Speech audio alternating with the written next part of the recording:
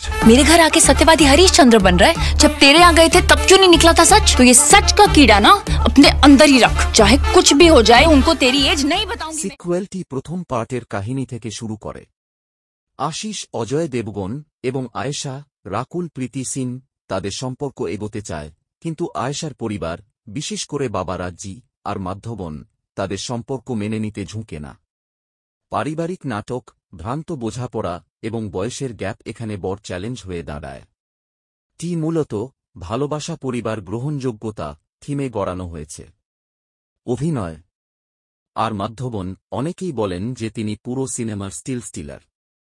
তার পার্থক্য এবং পিতার ভূমিকা ভালোভাবে ফুটে উঠেছে। অজয় দেবগন কিন্তু কিছুটা কম স্ক্রিন টাইম পাওয়া হয়েছে এবং তাঁর চরিত্র কখনো কখনো কম ইনফ্লুয়েন্স লাগছে বলে মুদ্রিত রিভিউতে বলা হয়েছে। রাকুল প্রীতি সিংহ উচ্ছ্বসিত এবং বলিষ্ঠ চরিত্রে দারুণ, তবে যে খুব ইমোশনাল দৃশ্যে সেখানেও একটু কমিয়ে ফেলেছে বলে কিছু সমালোচনা আছে। মেজান জাফরি ও জাভেদ জাফেরি কমেডি ও এনার্জিতে তারা ভালো পারফর্ম করেছেন এবং দর্শকের মন জিতেছেন। পরিচালনা ও থিম। পরিচালক অংশুল শর্মা বলেছে যে সেখানকার সুরটি ব্রিজি, মজার, ড্রামাটিক ও রঙিন রাখার চেষ্টা করেছেন, কিন্তু সিনেমার পেস মাঝে মাঝে ধীর হয়ে যায়, বিশেষ করে দ্বিতীয়ার্ধে। বিষয় হিসেবে বয়সের ফারাক, পারিবারিক গ্রহণযোগ্যতা ইত্যাদি থিমগুলো ভালোভাবে তুলে ধরা হয়েছে। সঙ্গীত।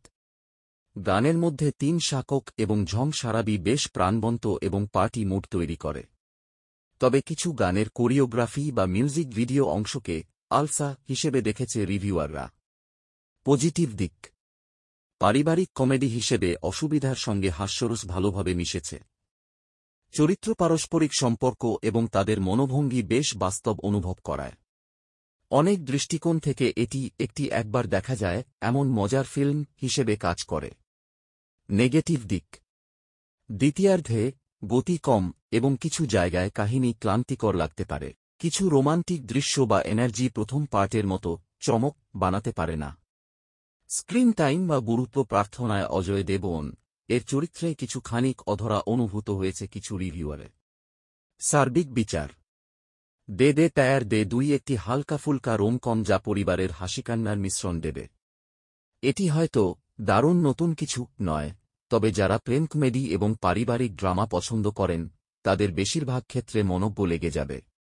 মাঝে মধ্যে ধীরগতি হলেও পারফরম্যান্স ও থিমের কারণে এটি একটি মনোরঞ্জনযোগ্য দেখার ছবি। রেটিং আমার মতে 3 মে।